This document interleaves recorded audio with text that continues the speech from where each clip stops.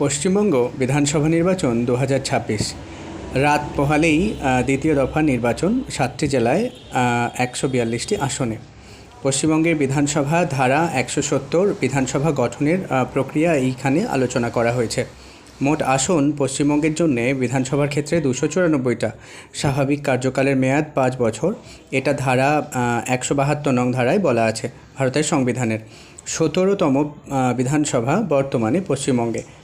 এক কক্ষীয় বিধানসভা পশ্চিমবঙ্গের জন্যে, আর ধারা হচ্ছে 170 ধারায় বিধানসভার এক কক্ষ সেটা বলা রয়েছে।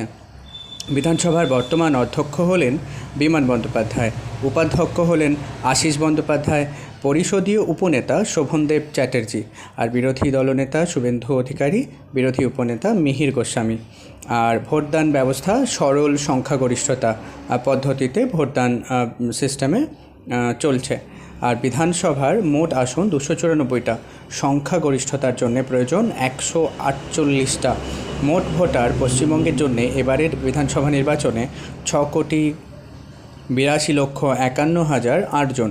সেক্ষেত্রে পুরুষ ভোটারের সংখ্যা 3,49,35,123টি, মহিলা ভোটার 3,33,14,628টি, আর তৃতীয় লিঙ্গের ভোট রয়েছে 1,257টি।